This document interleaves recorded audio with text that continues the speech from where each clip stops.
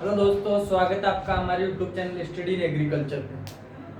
तो दोस्तों, एग्जाम को मद्देनजर रखते हुए सेकंड सेमेस्टर के एग्जाम चालू हो रहे 26 तारीख से, तो उनको ध्यान में रखते हुए मैंने जो अपन पहले करते थे वही शेड्यूल जारी किया है।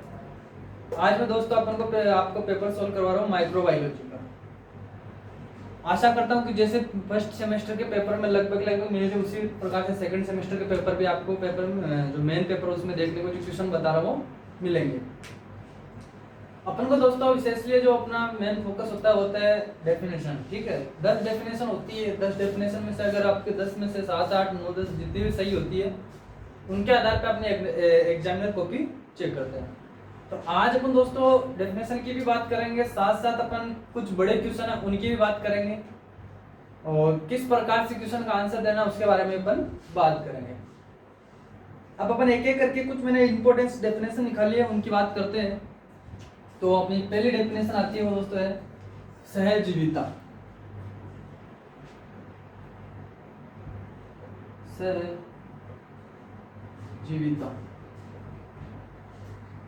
ये डेफिनेशन लगभग हर बार रिपीट होती है दोस्तों, और ये डेफिनेशन उतनी कोई खास डेफिनेशन नहीं है, लेकिन अपन क्या है कि आंसर दे नहीं पाते ढंग से और अपने एग्जाम में नंबर कट जाते हैं। सहजीविता की बात करें तो सहजीविता क्या होता है, देखो दोस्तों, अगर अपन सीधी सिंपल भाषा में बोले तो सहजीविता का मतलब होता है कि दो जीवों का ऐसा संबंध जिसमें दोनों को लाभ होता हो, किसी को भी हानि नहीं होती हो, और अपना एक साथ जीवन में अपन कर सकते हैं। लेकिन अगर इसकी अपन डेफिनेशन लिखेंगे तो वो कैसे लिखेंगे, तो ध्यान रखना, दो जीवों के मध्य का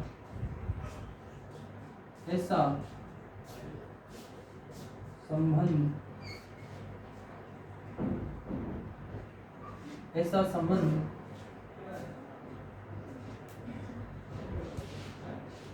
जिसमें दोनों को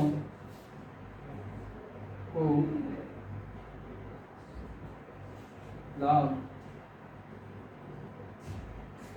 होता हो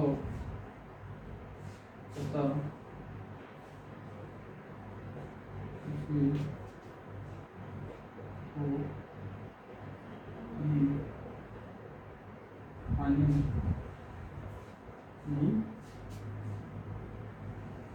होती है। ठीक है, इसके उदाहरण की बात करें दोस्तों तो लेगुमिनेसी कुल की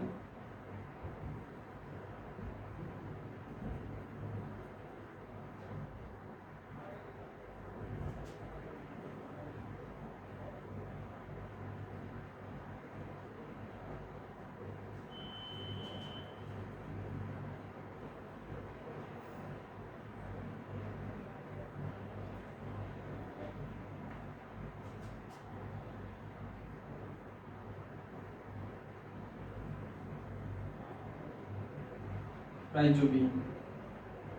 ठीक है, दो जीव के लेगुमिनेसी कुल की जो फसलें होती है उनकी जड़ों के अंदर या ग्रंथियों के अंदर क्या पाया जाता है, राइजोबियम पाया जाता है। इसमें दोनों को लाभ कैसे होता है कि लेगुमिनेसी कुल के पादप है उनको तो नाइट्रोजन फिक्सेशन करता है। क्या करता है राइजोबियम, वायुमंडलीय नाइट्रोजन का स्थिरीकरण करके प्लांट को उपलब्ध कराता है, और लेगुमिनेसी कुल के पादप होते हैं वो क्या करते हैं कि इसको रहने के लिए स्थान उपलब्ध करवाते हैं। ठीक है, तो दो जीवों का ऐसा संबंध जिसमें दोनों को लाभ होता है तथा हानि किसी को नहीं होती। उदाहरण की बात करें तो इसमें लेगुमिनेसी कुल की फसलों की जड़ों के अंदर जो राइजोबियम जीवाणु रहते हैं दोस्तों। ठीक है, स्क्रीनशॉट ले लो। ऐसे करते करते अपन ज्यादा डेफिनेशन नहीं है, 20-22 डेफिनेशन है, उनके करते चलेंगे।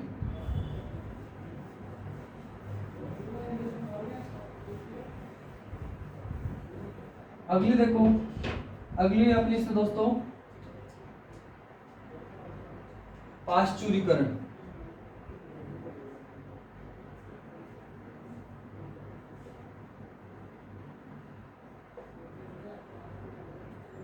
देखो पहले बात तो ये मेथड किसने दी थी, ध्यान रखना, लुईस पास्चर ने दी थी। किसने दी थी, लुईस पास्चर ने दी थी, ध्यान रखना,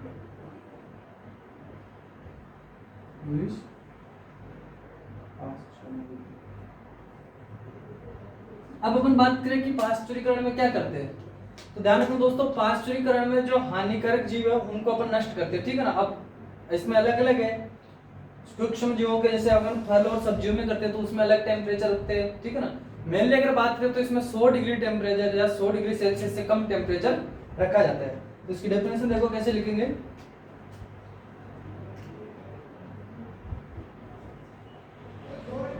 इस प्रक्रिया में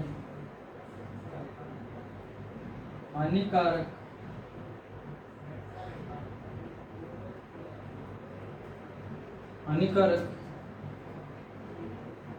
सूक्ष्म जीवों में सारे आ जाएंगे दोस्तों, जीवाणु, वायरस है, सूक्ष्म जीवों को नष्ट किया जाता है तथा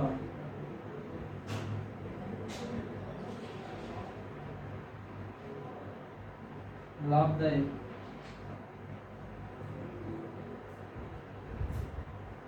जीवाणु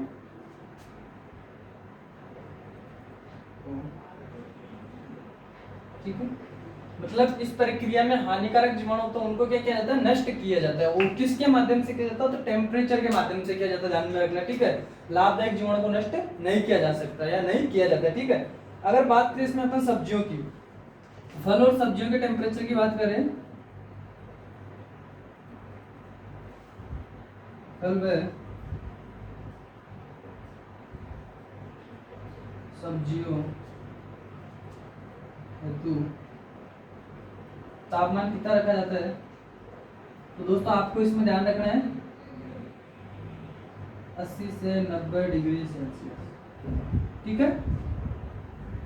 अगर अपन संपूर्ण टेम्परेचर की बात करें, अपना जरूरी नहीं है कि जैसे खाद्य पदार्थ है उनको निर्जमीकरण करने के लिए फल सब्जियां और किसी भी, ठीक है ना, तो उनके लिए आपको ध्यान रखना है 100 डिग्री सेल्सियस तापमान से कम, ठीक है। अब आपको बहुत जगह 55 से 50 डिग्री टेम्परेचर तापमान भी मिलेगा, ठीक है ना। तो कंफ्यूज नहीं होना है, 100 से कम डिग्री टेम्परेचर पर किया जाता है, आपको ये ध्यान रखना, ठीक है। ये तो हो गया अपना पाश्चुरीकरण। अगर अपन निर्जमीकरण की बात करें तो निर्जमीकरण में ध्यान रखना दोस्तों 100 से अधिक टेम्परेचर रखा जाता है उसमें, ठीक है। उसमें 100 से अधिक टेम्परेचर रखा जाता है और उसमें लाभकारी और हानिकारक दोनों प्रकार के जीवाणु नष्ट हो जाते हैं, ठीक है ना। यहाँ पे अपन जो हानिकारक जीवाणु तो उनको ही नष्ट करते हैं, लाभकारी जीवाणु को नष्ट नहीं करते। तो इसका स्क्रीनशॉट ले लो।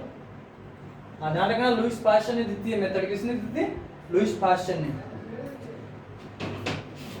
जिसमें दूध का भी अपन एलटी एचटी करते हैं, वो भी इसी के तहत आता है, ध्यान रखना, ठीक है ना। पाश्चुरीकरण वो भी इसी के तहत ही आता है। स्क्रीनशॉट ले लो इसका भी। दोस्तों पेपर में आपको गूगल डेफिनेशन यूज ऐसे कैसे देखने को मिलेगी, लिखना आपको है, जिस हिसाब से बता रहा हूं उसी हिसाब से।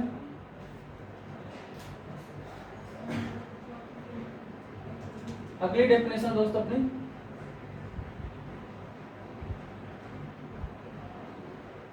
बायो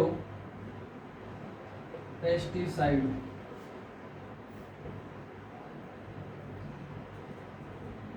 बायोपेस्टिसाइड, ये डेफिनेशन बहुत बार पूछी जाती है। नाम थोड़ा अटपटा है लेकिन इसमें है कुछ नहीं, और बहुत लड़के इसको छोड़ के आ जाते हैं ना। देखो बायोपेस्टिसाइड का मतलब क्या होता है, बायो का मतलब क्या हो गया, जीव, ठीक है। मतलब बायोपेस्टिसाइड का मतलब क्या, बायो का मतलब हो गया जीव और साइड का मतलब रसायन। अब देखो इसका मतलब ये हो गया कि बायोपेस्टिसाइड का मतलब ये कि इसमें अपन जो प्रोडक्ट बनेगा ना दोस्तों, उसमें जीवित जीव को, या तो जो जीव है उसके डायरेक्ट अपन जीव से बनाएंगे प्रोडक्ट, ठीक है, या जैसे सूक्ष्म जीव है उसके बाय प्रोडक्ट से अपन क्या करेंगे, पेस्टिसाइड बनाएंगे, ठीक है। उसे अपन क्या कहते हैं, बायोपेस्टिसाइड कहते हैं। तो इसकी डेफिनेशन कैसे लिखना है वो देखो।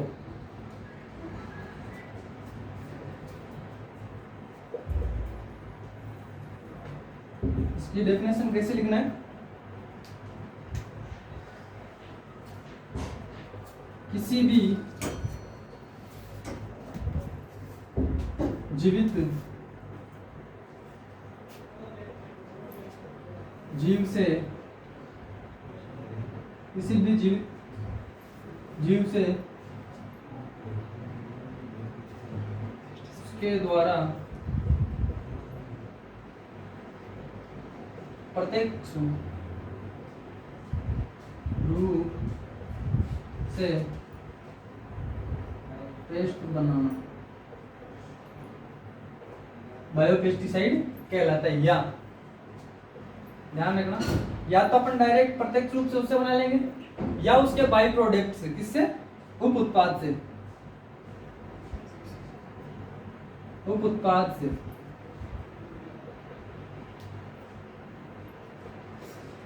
पेस्टिसाइड बनाना।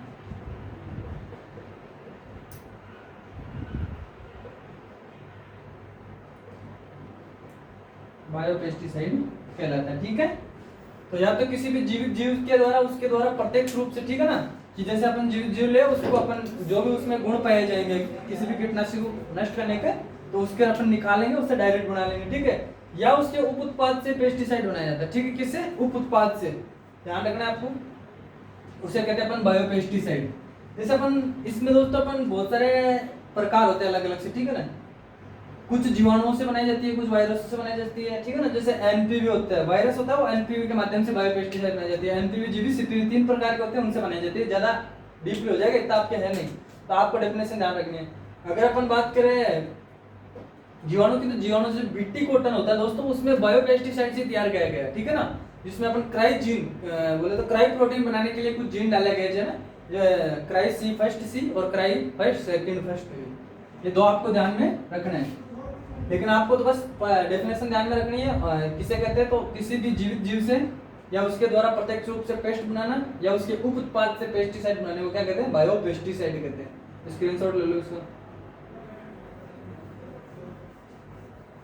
आगे देखो बेटा, नोट करते चला बेटा, बहुत इंपॉर्टेंट चीज है ये। आगे बेटा डेफिनेशन की बात करें तो इसकी माइक्रोबायोलॉजी,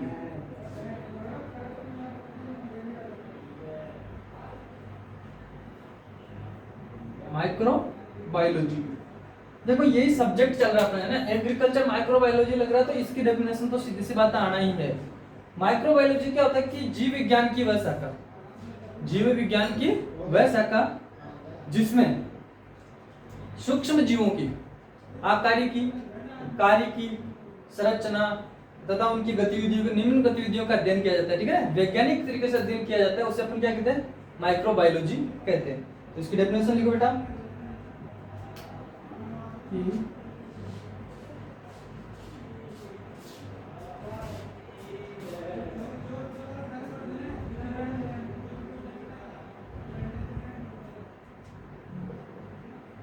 वह शाखा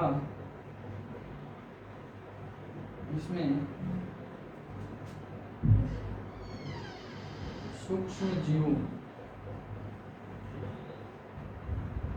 जैसे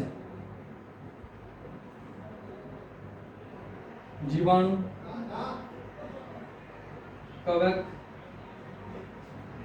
वायरस, बहुत सारे थे, प्रियॉन्स, वायरोइड्स, लेकिन आपको 3-4 जानना, वायरस, ईटीसी, ठीक है, आदि की संरचना, आकारी,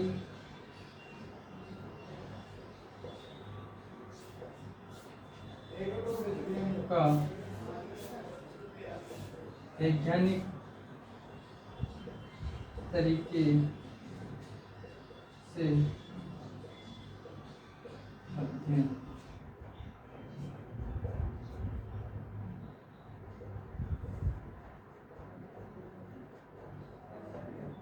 किया जाता है। ठीक है, कि माइक्रोबायोलॉजी जीव विज्ञान की वह शाखा है जिसमें सूक्ष्म जीव जैसे जीवाणु, कवक, वायरस, ठीक है, इनकी संरचना, आकारिकी का वैज्ञानिक तरीके से अध्ययन किया जाता है। आपको बेटा ध्यान रखना, जितना हो सके जिस, जैसे माइक्रोबायोलॉजी हो, कवक हो, जीवाणु हो, इनके अगर फादर का पता है, जनक का पता, तो जनक जरूर लिखना है। आप अगर और भी लिखना चाहो तो जैसे अगर आपको इसको तोड़ के लिख दो कि माइक्रो का मतलब होता है सूक्ष्म, बायोलॉजी का मतलब होता है विज्ञान, सूक्ष्म जीवों की विज्ञान को क्या कहते हैं? माइक्रोबायोलॉजी कहते हैं। अगर आपको इसका जनक पूछे, इसका जनक ध्यान में रखना है, माइक्रोबायोलॉजी का जनक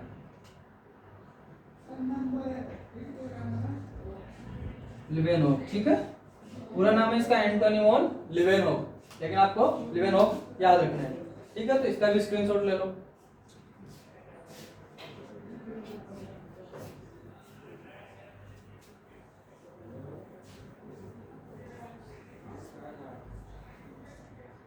इसके बाद में बेटा अपने अगली डेफिनेशन है राइजोस्फीयर।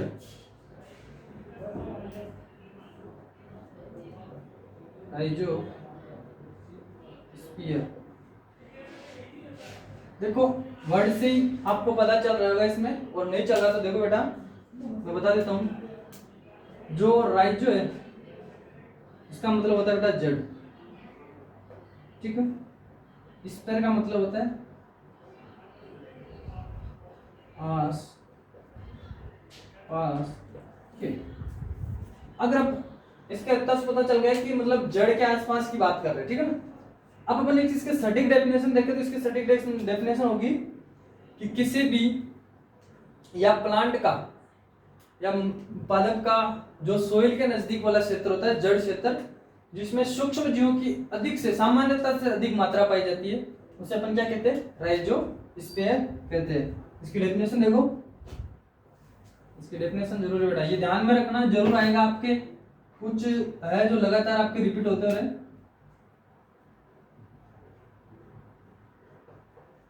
पौधे की जड़ों के आस पास का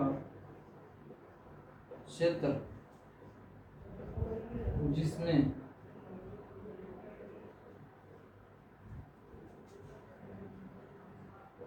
सूक्ष्म जीवों की मात्रा सामान्यतः से अधिक पाई जाती है, ठीक है। कि पौधों की जड़ों के आसपास का वह क्षेत्र जिसमें सूक्ष्म जीवों की मात्रा सामान्यतः से अधिक पाई जाती है उसे क्या कहते हैं? राइजोस्फीयर कहते हैं। बहुत बार डेफिनेशन पूछी गई है, एजुटेज बेटा ऐसे कैसे उठ के आती है, ठीक है। तो आप ध्यान रखना, मैंने बता दिया राइजो का मतलब क्या होता है? जड़, और स्फीयर का मतलब होता है आसपास का क्षेत्र। स्क्रीनशॉट ले लो इसका भी। आगे देखो बेटा, अब आ रही बेटा सबसे इंपॉर्टेंट डेफिनेशन जो हर बार पूछी जाती है पेपर के अंदर, हर बार देखने को मिलती है आपको, तो यह आपको ध्यान में रखना है और रट लेना है।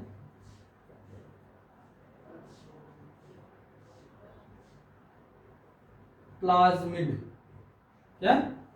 प्लाज्मिड।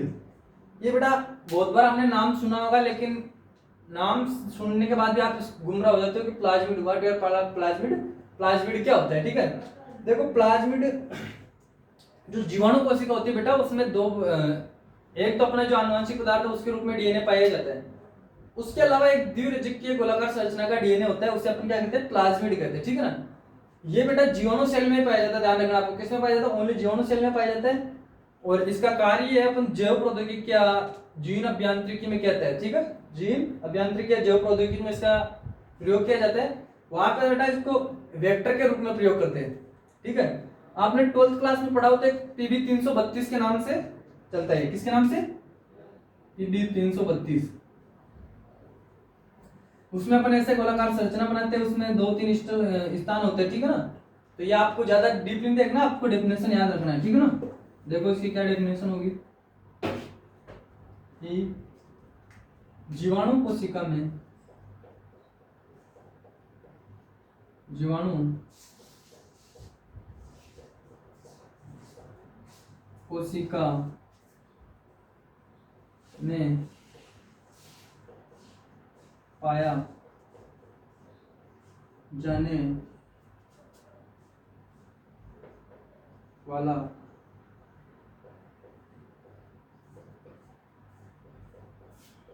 गोलाकार द्विरज्जुकी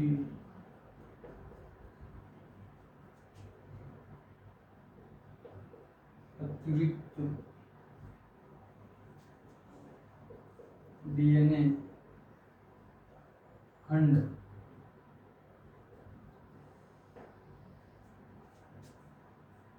प्लाज्मिड कहलाता है।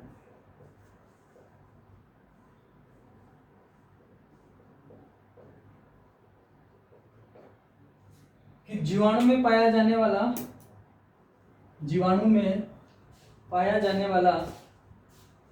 जीवाणु कोशिका में पाया जाने वाला गोलाकार द्विरज्जुकीय अतिरिक्त डीएनए खंड प्लाज्मिड कहलाता है। क्या कहलाता है? प्लाज्मिड कहलाता है। बेटा इसका देखो कार्य, देखो क्या क्या उपयोग कार्य इसके। तो पहला आपको ध्यान रखना है, जैव प्रौद्योगिकी में वाहक के रूप में,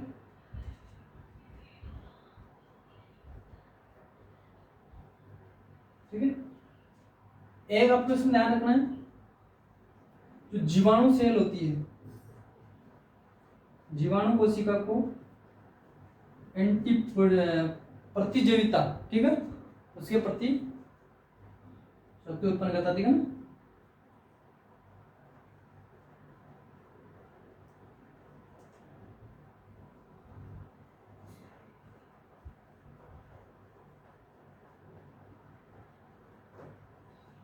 ठीक है, अगर 4 नंबर में क्वेश्चन आ जाता है तो आपको बड़ा चढ़ा के लिखना है, इसमें थोड़ा और है ना। बाकी अगर 2 नंबर में आए तो आपको ये डेफिनेशन लिखनी है, उसके बाद लिख दो कि ये जैव प्रौद्योगिकी में वाहक के रूप में प्रयोग किया जाता है। आपने देखा हो तो वहां पे एक तो RHB और एक 2 प्रकार के जो वो प्रकार वाहक प्रयोग किए जाते हैं, तो वहां पे ये प्रयोग किया जाता है। ठीक है, इसका भी स्क्रीनशॉट ले लो बेटा। ये माई इंपोर्टेंट लगा लेना, प्लाज्मिड बहुत बार पूछा जाता है बेटा।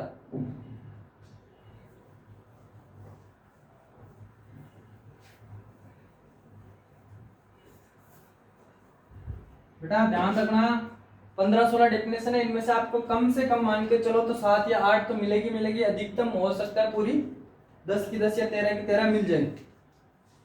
अगली आती है बेटा माइकोराइजा, ये भी बहुत बार सुना हुआ आपका, माइकोराइजा।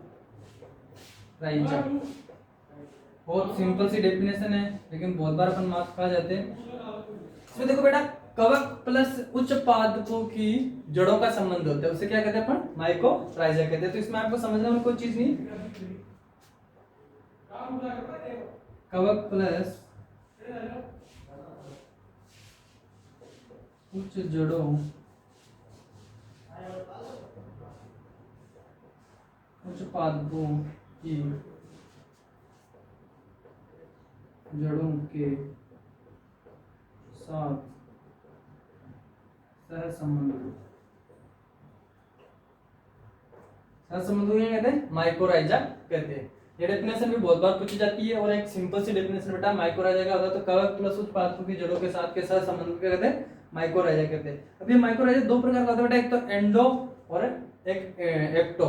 ठीक है, एंडो और एक्टो। एक्टो का मतलब होता है जो बाहर उगाया जाता है, इसमें अगर एक्टो का मतलब होता है कि जो जड़ होती है बेटा उस पादपों की, उसके ऊपर पाया जाएगा, ठीक है, जड़ के। और एंडो का मतलब है कि जड़ के अंदर। तो इसके आधार पर इसको 2 प्रकार के में बांट देते हैं, तो आपको ये ध्यान में रखना है। इसके बाद बेटा आपने फिर इंपॉर्टेंट डेफिनेशन आती है, वो आती है मिजोसोम।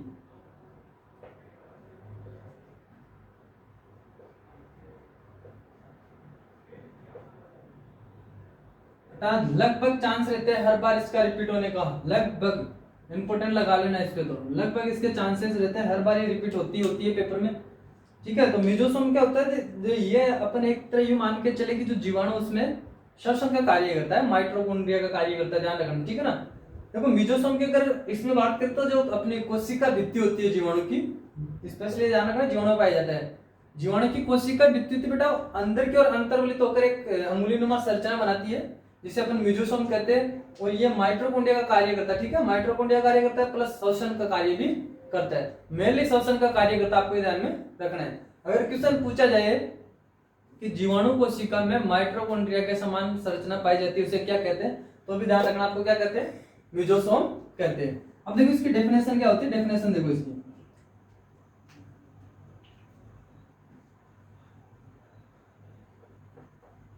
जीवाणु कोशिका की कोशिका भित्ति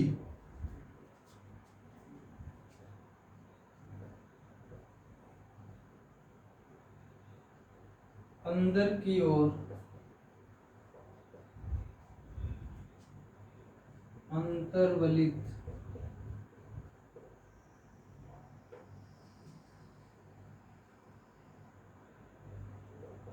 होकर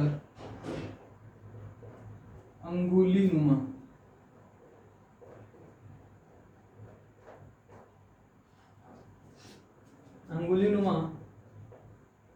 संरचना बनाती है, जिसे मीजोसोम कहते हैं।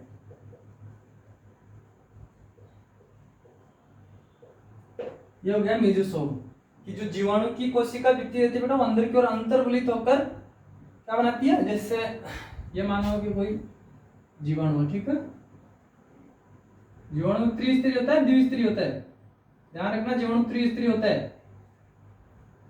हाँ, कोशिका भित्ति के बाहर की ओर एक किस्म की रहेगा अपने इसके अंदर कैप्सूल। ये हो गया मान लो इसकी कोशिका भित्ति, तो इसके बाहर एक श्लेष्मा की परत पाई जाएगी, जिसे अपन क्या कहते हैं, कैप्सूल कहते हैं। ये भी ध्यान में रखना आपको, जो आगे इसकी डेफिनेशन आएगी। ठीक है बेटा, जो ये कोशिका भित्ति है, ये यहाँ से अंतर्वलित होकर ऐसी संरचना बनाती है, इसे कहते हैं मीजोसोम।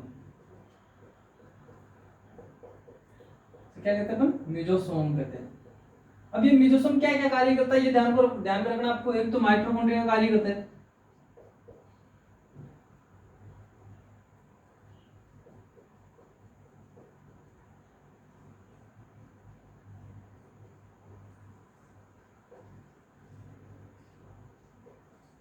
माइटोकॉन्ड्रिया का क्या कार्य बताओ। देखो माइटोकॉन्ड्रिया का प्रोटीन का निर्माण करता है, लेकिन यहाँ पे प्रोटीन का निर्माण नहीं होता, यहाँ पे ऊर्जा का कार्य करता है। माइटोकॉन्ड्रिया क्या करता है, ऊर्जा उत्पादन करता है।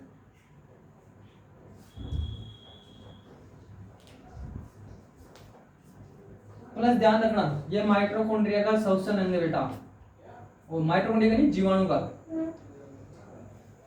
जीवाणु का श्वसन अंग है। ठीक है ना, क्या है, जीवाणु का श्वसन अंग है। तो ये बहुत बार डेफिनेशन पूछी जाती है, जब आप इसका मैं लास्ट के क्लास के अंत में जीवाणु की सेल बनाऊंगा बेटा, उसमें आपको अच्छी तरह से समझा दूंगा। हाँ, ध्यान रखना, जीवाणु की, माइकोप्लाज्मा की, कवक की, या आपको ध्यान में रखना है, इनके डायग्राम आपको ध्यान में रखना है, बैक्टीरियोफेज के। ठीक है ना, इन चार बताऊंगा मैं, इंपॉर्टेंट क्वेश्चन वही बताऊंगा बेटा, फालतू के रामायण नहीं बताएंगे। अभी अपना पीक टाइम चल रहा है, जस्ट 6 या 7 दिन बाद में पेपर है, तो अपन को मेनली जो होते हैं उनके बारे में डिस्कस करना है। और हाँ, रेगुलर क्लास नहीं आएगी, एक दिन छोड़ के एक दिन क्लास आएगी। ठीक है, और आपके 10 पेपर है, 10 के 10 पेपर सॉल्व कराएंगे बेटा। कोशिश यही रहेगी कि जितने हो सके उतने क्वेश्चन आपको मिले।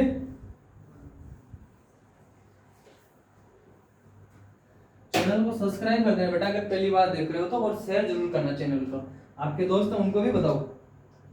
आगे देखो बेटा, मीजोसोम के बाद में वही आगे बेटा, अभी मैंने थोड़ी सी देर पहले ही बताई थी, कैप्सूल।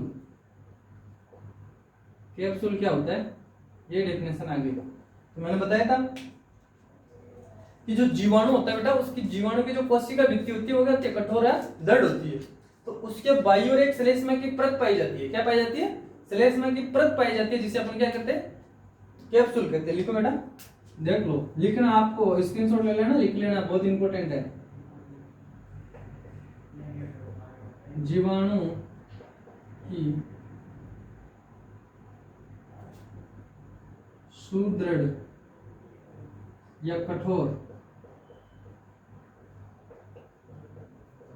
कोशिका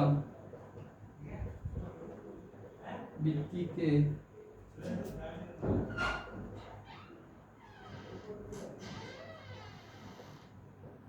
बाहर की ओर श्लेष्मा की परत पाई जाती है उसे कैप्सूल कहते हैं। ध्यान रखना कि जीवाणु की कठोर कोशिका भित्ति के बाहर की ओर श्लेष्मा की परत पाई जाती है। क्या पाई जाती है? श्लेष्मा की परत पाई जाती है, ठीक है ना। श्लेष्मा की परत पाई जाती है, उससे अपन क्या कहते हैं? कैप्सूल कहते हैं। तो ये बहुत इंपॉर्टेंट डेफिनेशन है, ये भी ध्यान में रखना, आपको बहुत बार पूछी जाती है बेटा, बहुत बार पूछी जाती है बेटा। अनाप ये डेफिनेशन है वही बेटा जो हर बार रिपीट होती है, बहुत दिन मेहनत करके निकालना पड़ता है। यहाँ पे 3-3 4-4 साल 5-5 साल के पेपर इसके बाद में निकालना पड़ता है। देखो बेटा आगे अगली डेफिनेशन आ गई अपने कवक।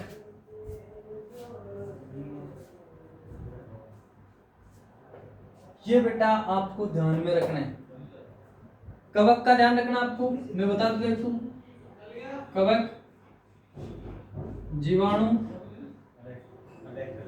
गिरोइड्स या वायरोइड, बाकी मेनली आपको ये दो जरूर ध्यान में रखना बेटा। इनकी आपको एक तो चित्र सचित्र वर्णन पूछ सकता है कि इसके अंदर क्या क्या मिलता है। एक जीवाणु का डायग्राम आप बहुत रख लेना, एक बेटा जीवाणु भोजी का। ये आपको जो आपके बड़े क्वेश्चन आते हैं 4 नंबर के उनमें देखने को मिलेगा, ठीक है। तो इनको तो आप रट्टी लेना बेटा, रट्टी। इनमें से 3 में से 2 या 3 दोनों मिल सकते हैं, हो सकता है किसी बच्चों तो 3 भी मिल जाए, लेकिन 2 तो पक्का आपको। अब देखो कवक, कवक क्या होता है बेटा, इसके बारे में अपन को देखना है। देखो कवक यूकैरियोटिक एक सेल होती है, ठीक है। कैसे होती है? यूकैरियोटिक कोशिका होती है, आपको ध्यान में रखना है। यूकैरियोटिक कोशिका क्लोरोफिल रहित, ठीक है ना। यूकैरियोटिक कोशिका क्लोरोफिल रहित एक कोशिकीय होते हैं। यूकैरियोटिक कोशिका क्लोरोफिल रहित बीजाणुदानी होती है, ठीक है ना। ये बहुकोशिकीय होती है बेटा। कैसी होती है? बहुकोशिकीय। तो क्या लिखोगे कवक की डेफिनेशन कि ये एक यूकैरियोटिक सेल है, ठीक है ना। यूकैरियोटिक सेल है जो किससे है? कवक क्लोरोफिल क्या होती है? रहित होती है और बहुकोशिकीय होती है, ठीक है ना। इसमें भी फिर अलग, जैसे बहुकोशिकीय कैसे होगी, इसमें दोस्तों अलग अलग पट पाए जाते हैं। पट्टों के आधार पर 2 प्रकार की हो जाती है, एक तो शाखित और एक है अशाखित कवक। तो इसके आधार पर इनको क्या बहुकोशिकीय सेल है, ठीक है ना। बहुकोशिकीय क्या कोशिका है जो शाखित तंतु में युक्त सूक्ष्म जीव होते हैं, ठीक है। इनकी कोशिका भी ध्यान रखना काइटिन की और सेलुलोज की बनी होती है। तो इसमें देखो बेटा थोड़ा सा अपन देख लेते हैं। डेफिनेशन लिखना तो कैसे लिखोगे, लिखना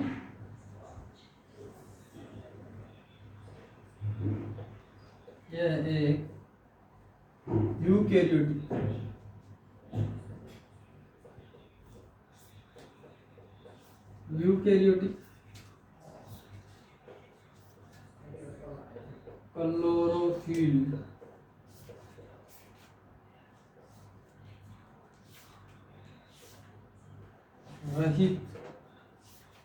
क्लोरोफिल रहित बीजाणुधानी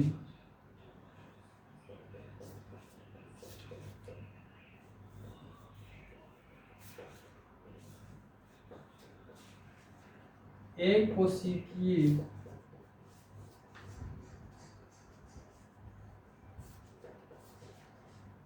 या बहुकोशिकीय, एक कोशिकीय या बहुकोशिकीय तंतु में, एक कोशिकीय बहुकोशिकीय तंतु में संरचना होती है। यह एक यूकैरियोटिक क्लोरोफिल रहित, ठीक है ना, बीजाणुदानी एक कोशिकीय या बहुकोशिकीय तंतु में संरचना होती है। ध्यान रखना कैसी होती है? तंतु में संरचना होती है, ठीक है। अब देखो बेटा बात करें इनकी कोशिका भित्ति की, ठीक है ना। इसकी इनकी कोशिका भित्ति की बात करें तो बनी होती है बेटा, स्पेशली ध्यान रखना आपको काइटिन, ठीक है। क्या ध्यान रखना? काइटिन। फिर कुछ होते हैं जिनकी किसकी बनी होती है? सेलुलोज की भी बनी होती है, ठीक है ना। ये आपको ध्यान में रखना है। कब की कोशिका किसकी बनी होती है? काइटिन की। फिर बेटा आपको ध्यान रखना है इनका अध्ययन, कवकों का अध्ययन किसमें किया जाता है, तो ये आपको जरूर ध्यान में रखना ही रखना है, माइकोलॉजी में।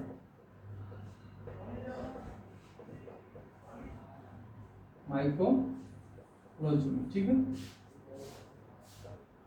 Father of mycology.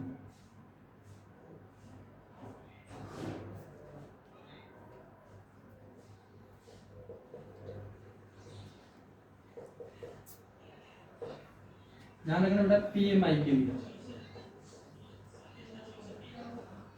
मैंने कहा था जितना हो सके उतने इनके फादरों के नाम आपको पता होने चाहिए। तो कवक, कवक का अध्ययन क्या कहलाता है, माइकोलॉजी, और फादर ऑफ माइकोलॉजी वो कौन सा है, PMI के लिए। कवक, कवक एक यूकेरियोटिक क्लोरोफिल रहित बीजाणुदानी है, एक कोशिकीय बहुकोशिकीय तंतु में संरचना होती है, ठीक है। इसकी कोशिका भित्ति काइटिन व सेलुलोज की बनी होती है। स्क्रीनशॉट ले लो बेटा।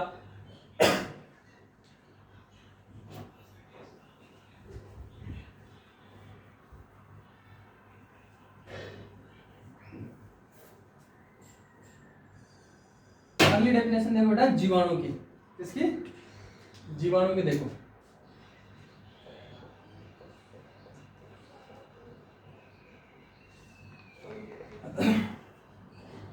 देखो कवक और जीवाणु के आधार पर प्रोकैरियोट और यूकेरियोट का भी पता चल जाएगा आपको, ठीक है ना। अब देखो इसकी जीवाणु की डेफिनेशन,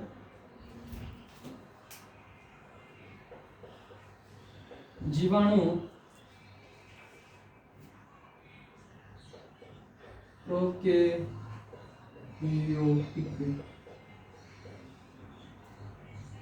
जीवाणु प्रोकैरियोटिक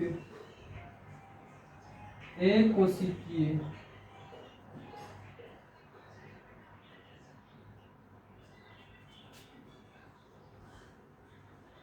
सूक्ष्म जीव है, एक कोशिकीय प्रोकैरियोटिक सूक्ष्म जीव है, ठीक है ना। जीवाणु प्रोकैरियोटिक एक कोशिकीय सूक्ष्म जीव है जिनकी कोशिका भित्ति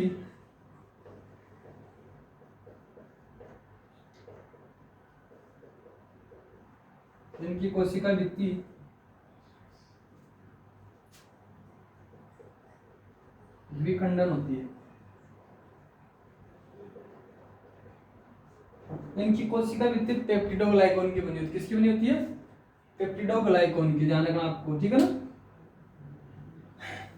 अब देखो बेटा इसमें बात करें अपन, तो इसकी डेफिनेशन तो ये ध्यान में रखना ही आपको, मैंने कहा था दोनों में से एक की जरूर मिलेगी आपको। जीवाणु प्रोकैरियोटिक होते हैं, एक कोशिकीय होते हैं, ठीक है ना, और इनकी कोशिका द्विखंडन होती है। अब बात करें दोस्तों अपन इनकी खोज की, इनकी खोज किसने की थी, तो ध्यान रखना जीवाणु की खोज किसने की थी, लीवेनहॉक ने।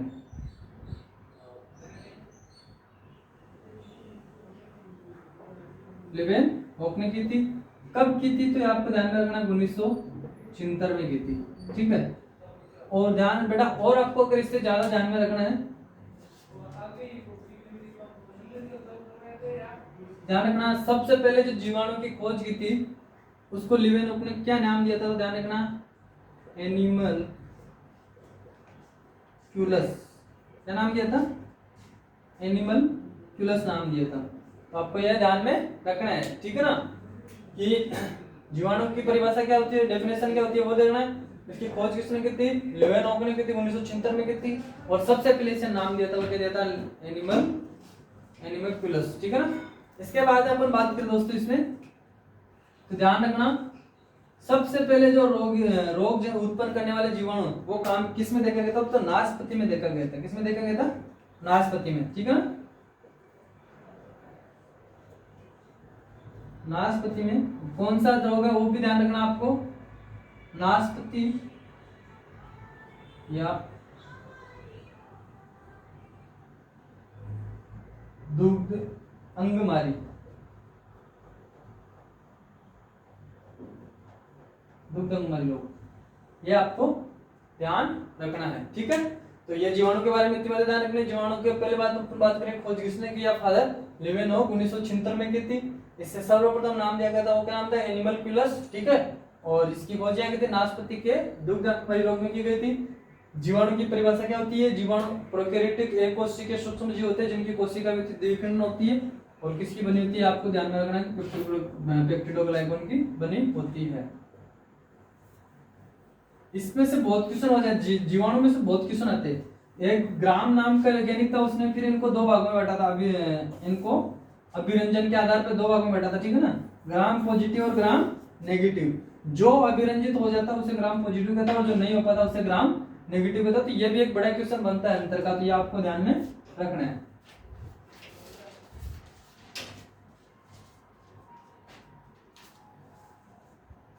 आगे देखो बेटा, अगली डेफिनेशन आती है अपनी एजोला। बहुत सिंपल सी डेफिनेशन है, बहुत बार पूछी जाती है। कुछ नहीं है कि एजोला एक क्या है? जलीय फर्ण है, ठीक है ना।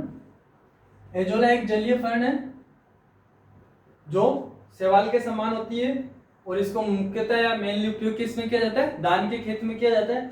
और जो इसका धान के खेत में प्रयोग करते हैं तो धान की फसल की जो उपज बढ़ती है बेटा, वो 10 से 15% उपज में क्या होती है? ग्रोथ होती है या वृद्धि होती है। तो इसकी डेफिनेशन लिखो।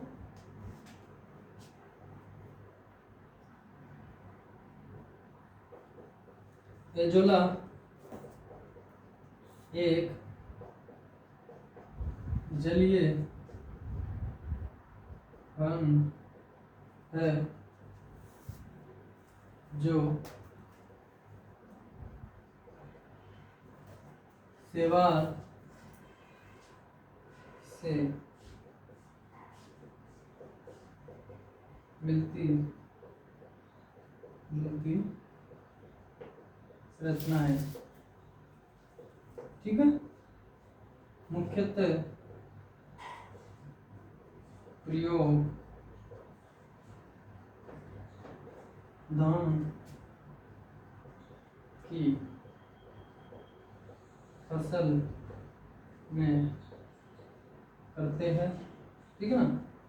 और धान की फसल में उपज में लगभग 10 से 15% वृद्धि होती है। ध्यान रखना, एजोला एक जलीय फर्ण है जो मुख्यतः शैवाल से मिलती जुलती संरचना है और मुख्यतः धान की फसल में इसकी प्रयोग करते हैं। और उपज इसकी उपज जो अपन प्रयोग करेंगे तो इससे धान की फसल में 10 से 15% क्या उपज में वृद्धि होती है। तो ध्यान रखना, पशुओं के लिए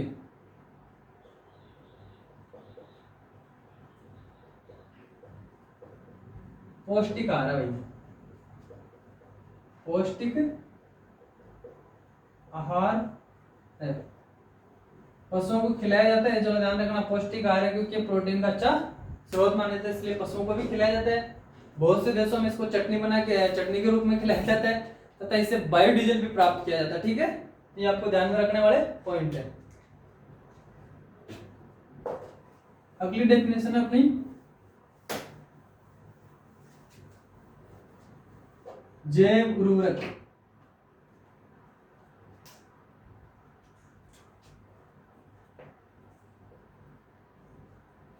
जैव उर्वरक, देखो जैव उर्वरक क्या होता है? एजोला भी एक जैव उर्वरक होता है, ध्यान में रखना आपको। अगर इसकी जैव उर्वरक की डेफिनेशन देखें तो आपको सिंपल सी डेफिनेशन याद रखनी है।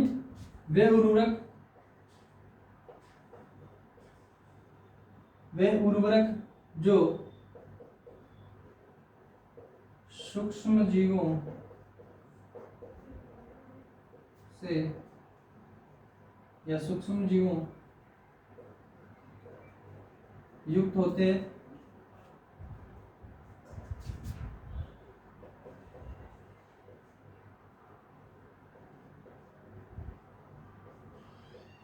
जिनका निर्माण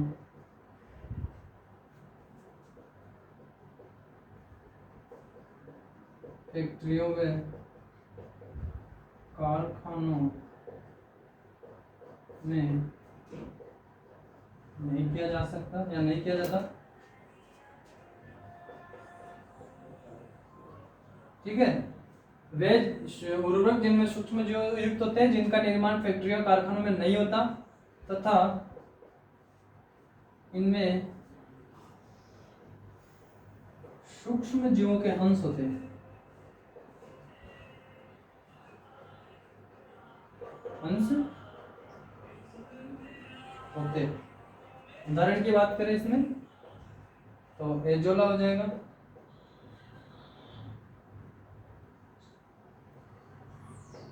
बीजी हो जाएगा, ब्लू ग्रीन एलगी। ठीक है, तो ये सारे किसके उदाहरण हैं? जैव उर्वरक के। तो वे उर्वरक जो सूक्ष्म जीव युक्त होते हैं, जिनका निर्माण फैक्ट्री तथा कारखानों में नहीं किया जा सकता तथा इनका सूक्ष्म जीवों के इनमें सूक्ष्म जीवों के जीवित अंश होते हैं। ठीक है ना। एक चीज और ध्यान रखना, प्रयोगशाला में इनका कृत्रिम प्रवर्धन भी नहीं किया जा सकता, कृत्रिम रूप से इनको नहीं उगाया जा सकता। ठीक है ना।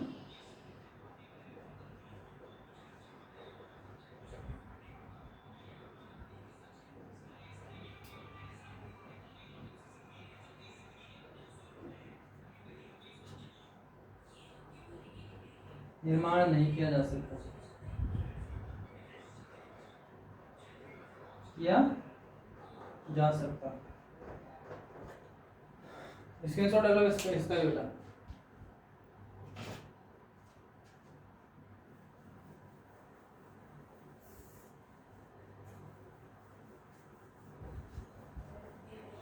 अगली डेफिनेशन है बेटा वायरोइड।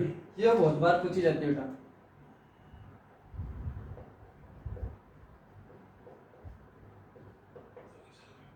वायरोइड ये बहुत बार डेफिनेशन पूछी जाती है, सिंपल सी डेफिनेशन है। ठीक है ना। ये वायरोइड की डेफिनेशन बहुत बार पूछी जाती है, सिंपल सी डेफिनेशन है। देखो क्या होता है वायरोइड, वे अति सूक्ष्म जीव, अति सूक्ष्म जीव, वे अति सूक्ष्म जीव जो वर्ताकार सहसंयोजक रूप में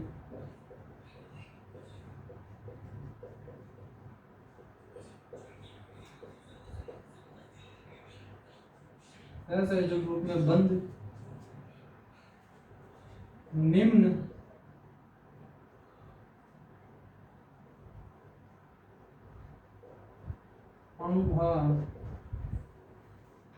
अणुभार वाले एकल सूत्री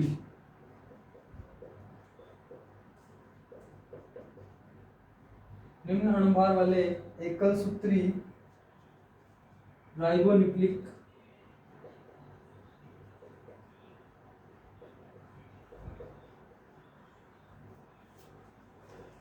अम्ल के कण होते हैं।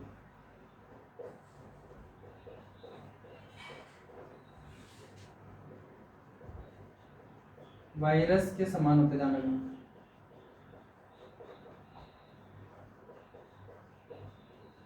वायरस के समान होते हैं। ठीक है।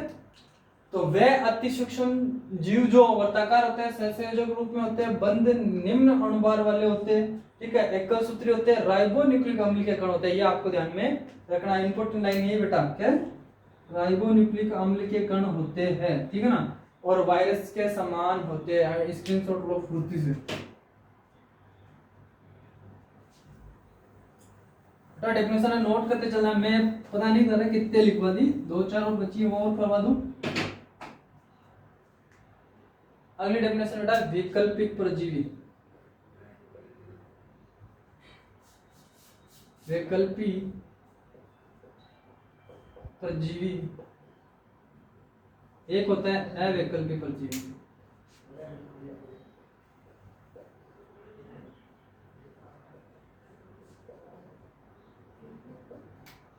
देखो इनके नाम से ही पता चल रहा है बेटा।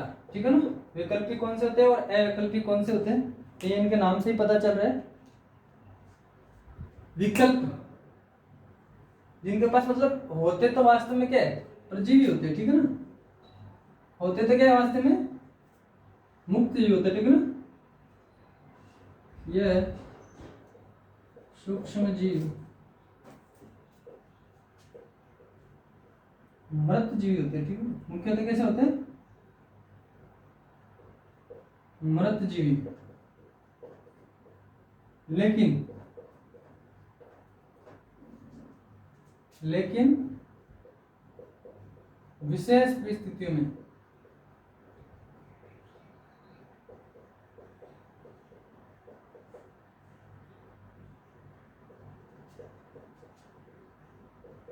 परजीवी के रूप में भी जीवन यापन कर सकती है।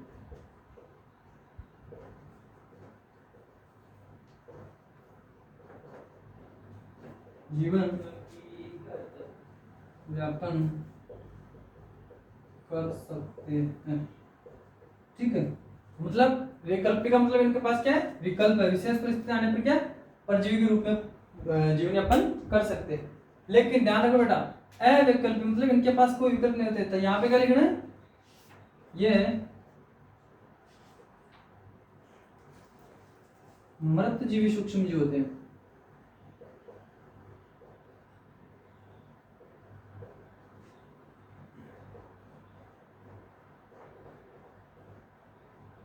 मृत जीवी सूक्ष्म जीव होते हैं, इनके पास कोई विकल्प नहीं होता कि अगर विशेष परिस्थितियां आए कैसे भी आए तो ये हो तो भी मृत जीवी। हाँ, ये मुख्य रूप से मृत जीवी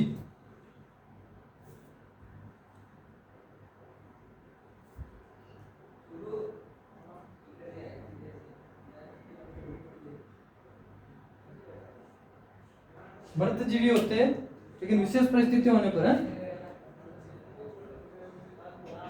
देखो बेटा, एक मिनट इसमें थोड़ा सा आपको ध्यान रखना है।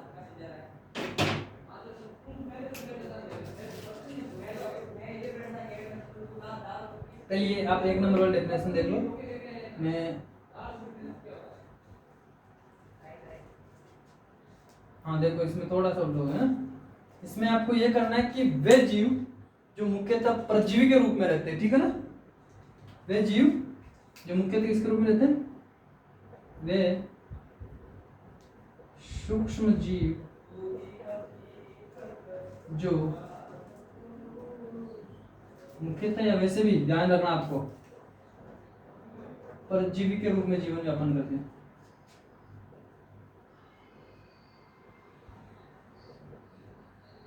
जीवन यापन करते हैं। देखो ये आपको गुमराह करेगी, ये दोनों डेफिनेशन है ही ऐसी। आपको भी ध्यान रखना बेटा, इसमें वैकल्पिक परजीवी होते हैं ना, वो क्या कि वास्तव में होते तो मृत जीवी है, लेकिन अगर विशेष परिस्थिति आकर क्या परजीवी के रूप में भी जीवन यापन कर सकते हैं। लेकिन यहाँ पे क्या विकल्पिक अवैकल्पिक, इनके पास कोई विकल्प नहीं है, परजीवी है तो परजीवी ही रहेंगे, ठीक है।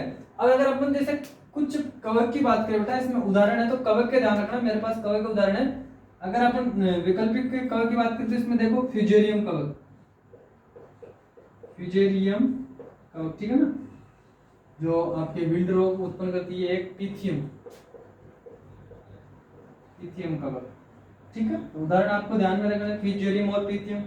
इसमें बेटा उदाहरण की बात करें तो इसमें कोई उदाहरण है नहीं मेरे को ध्यान में, लेकिन आपको ध्यान रखना। हाँ, एक चीज ध्यान रखना, इनको बेटा प्रयोगशाला में अपन बना सकते हैं, ठीक है। वैकल्पिक को इनको प्रयोगशाला में भी अपन उगा सकते हैं, अवैकल्पिक को प्रयोगशाला में नहीं उगाया जा सकता। ध्यान में रखना, आपको कृत्रिम रूप से इनका संवर्धन नहीं किया जा सकता, ठीक है। तो ये वैकल्पिक और अवैकल्पिक दोनों की, इसीलिए मैंने एक साथ करवाया कि आप कंफ्यूज नहीं हो, ठीक है। स्क्रीनशॉट ले लो। इसके बाद में सबसे इंपॉर्टेंट डेफिनेशन आती है अपनी, तो लास्ट एंड फाइनल है वो बेटा खाद्य विषाक्तता। खाद्य विषाक्तता,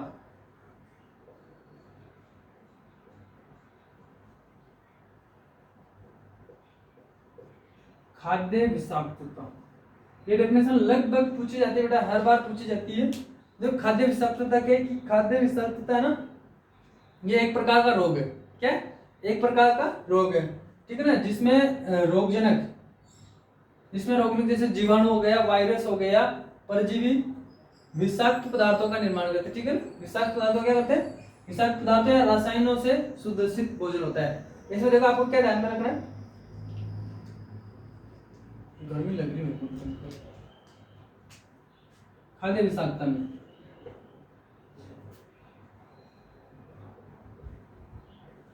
खाद्य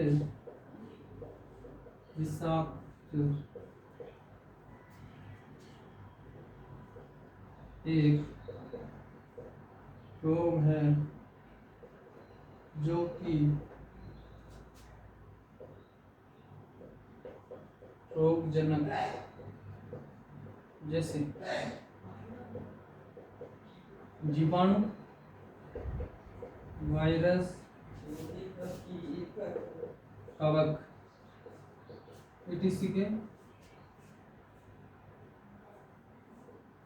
परजीवी, विषाक्त पदार्थों या रसायनों से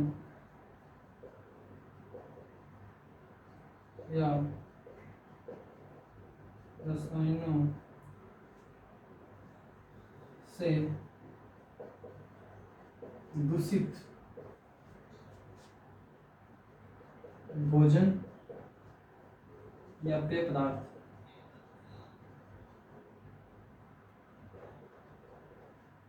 ठीक है, पेय पदार्थ के सेवन के कारण होते हैं।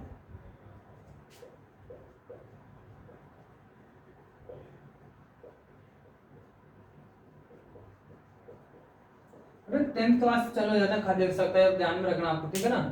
डेफिनेशन ये है कि खाद्य विषाक्तता एक प्रकार का रोग है जो कि रोगजनक जैसे जीवाणु, वायरस, कवक और परजीवी विषाक्त पदार्थों या रसायनों से दूषित भोजन या पेयजल पदार्थ के सेवन से होता है, ठीक है ना। ये दो प्रकार का होता है बेटा, कितना प्रकार का होता है? दो प्रकार का होता है।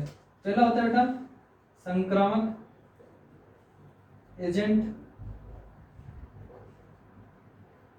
और दूसरा हो जाएगा बेटा विषाक्त एजेंट।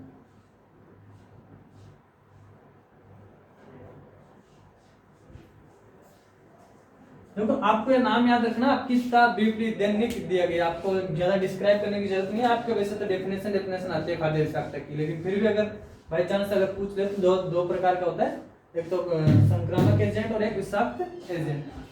ये बेटा हो गया अपने किसकी बात? डेफिनेशन की बात। अब बेटा जो बड़े क्वेश्चन आ सकते हैं वो कौन कौन से हैं उनके बारे में मैं बताऊंगा, आप खुद देखना पड़ेगा। क्वेश्चन बता रहा हूँ बेटा, आपको मिल जाएंगे अगर आपके पास 12th बायोलॉजी की किताब है, उसमें कौन कौन से आपके क्वेश्चन आ सकते हैं उनके बारे में थोड़ा सा अपन डिस्क्राइब कर लेते हैं। ज्यादा क्वेश्चन नहीं है, 7-8 क्वेश्चन है। पहला बेटा आपको ध्यान में रखना है जीवाणु सेल का। जीवाणु कोशिका का चित्र,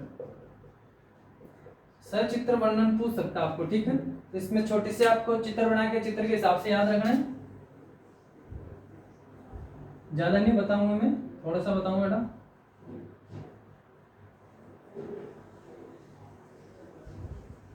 त्रिस्तरीय होती है ना,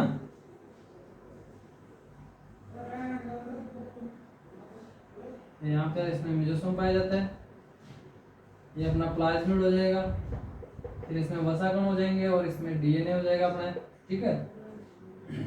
ये कोशिका भित्ति हो जाएगी, एक कैप्सूल हो जाएगा जो अपने पढ़ा था किसका बना होता है, श्लेष्मा की परत का बना होता है।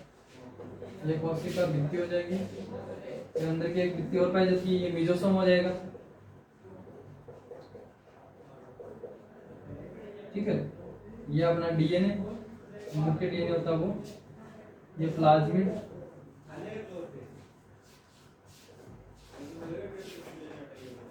ये ऐसा करके आपको ये पूरा चित्र आपको ध्यान में होना चाहिए, ठीक है ना। इसके फिर कार्य क्या क्या होते हैं वैसा करके एक तो जीवाणु का चित्र आपको याद रखना, ठीक है ना। 4 नंबर में क्वेश्चन आ सकते हैं।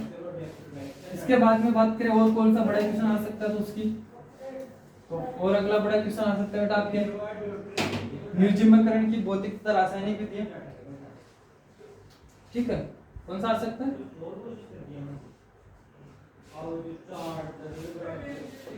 निर्जमीकरण की भौतिक रासायनिक विधि। देखो इसमें वो सारा आ जाएगा, टेम्परेचर के द्वारा, जल के द्वारा, इसमें अलग अलग यंत्र आता है ऑटोक्लेव के द्वारा, तो ये आपको सारे ध्यान में रखना है, ठीक है ना। भौतिक में कौन कौन से आते हैं, रासायनिक में कौन कौन से आते हैं, ये आपको ध्यान में रखना, ठीक है ना। भौतिक में लगभग जैसे तापमान के द्वारा, गर्म जल के द्वारा,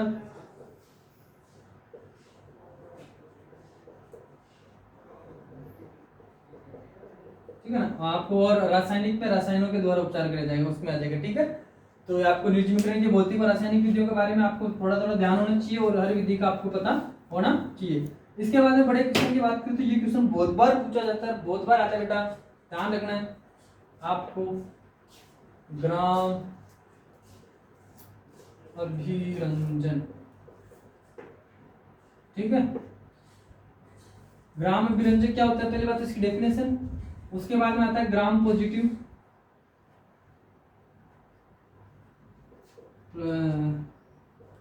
और एक होता है बेटा ग्राम नेगेटिव। दोनों में अंतर पूछा जाता है, बहुत बार पूछा जाता है। ये बेटा 4 4 5 5 अंतर है जो आपको ध्यान में रखना है, ठीक है ना। 4 4 5 5 अंतर है आपको ध्यान में रखना है। ग्राम अभिरंजक, ग्राम अभिरंजक की डेफिनेशन ग्राम नामक वैज्ञानिक था, उसने दी थी, और उसने किस आधार पर दी थी कि उन्हें जीवाणु को 2 भागों में बांट दिया उसने, ना, एक तो ग्राम पॉजिटिव और एक ग्राम नेगेटिव। उसने कहा कि एक अभिरंजक से इनको अभिरंजित किया था, जो जीवाणु अभिरंजित हो गया उसको ग्राम पॉजिटिव बोल दिया, जो नहीं हुआ उसको ग्राम नेगेटिव बोल दिया। और इसमें अंतर आपको ध्यान रखना है, स्पेशल अंतर पूछा जाता है तो अंतर देख लेना है बेटा। 4 5 अंतर है दोनों में, ये क्वेश्चन आ सकता है बेटा। एक इसके सिद्धांत भी ध्यान में रखना। अगला क्वेश्चन है बेटा अपना जो 4 नंबर में आ सकता है, राइजोस्फीयर व फाइलोस्फीयर।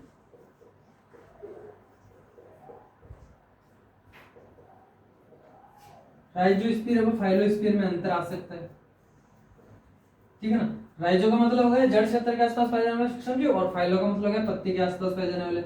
आपको अंतर देखना बेटा, इसमें क्या क्या अंतर है तो उस अंतर के बारे में देख लेना। 4 4 5 5 अंतर तो लगभग किसी हर क्वेश्चन में आपको याद होने ही चाहिए। हाँ, एक चीज और ध्यान में रखना, जीवाणु का वर्गीकरण बेटा, ठीक है ना। जीवाणु का वर्गीकरण आपको ध्यान में रखना है। जीवाणु का वर्गीकरण, ठीक है। इसमें लगभग 6-7 प्रकार के जीवाणु बता रखे हैं। मोनेलिफोरम हो गया, थर्मोफिली हो गया, ठीक है, क्रोमोफिली हो गया, तो सारे आपको याद में रखने हैं। इसके बाद में आपके जीवाणु भोजी की संरचना और डायग्राम, वृत्त डायग्राम आपको याद रखनी है, ठीक है ना। जीवाणु भोजी ऐसा होता है, पता है ना आपको।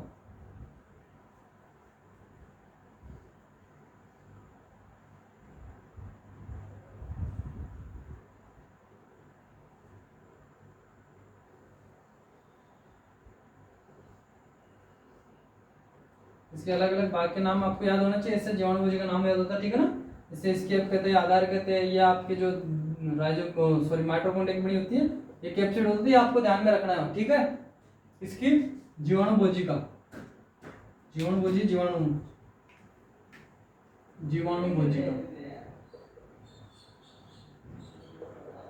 डायग्राम से याद रखना बेटा, ठीक है, चित्र सहित। हो सकता है आपकी किस्मत अच्छी हो तो अब की बार पूछ ले, क्योंकि पिछली बार ये नहीं पूछा गया था, ठीक है ना, ये ध्यान में रखना है। इसके बाद कोई बड़ा क्वेश्चन उठ सकता है, तो वो देखो बेटा एक बहुत बार पूछी जाती है कोच की अवधारणा। ये तो आप रट ही लेना, कोच की अवधारणा रट लेना बेटा, कोच की अवधारणा, ये बहुत इंपॉर्टेंट है, कोच की अवधारणा, ठीक है ना। इसके बाद में अगर और कोई क्वेश्चन पूछा जा सकता है बड़ा, तो ध्यान रखना आपको माइकोप्लाज्मा विद डायग्राम से, ठीक है ना, और उसकी जो सेल होती है उसका।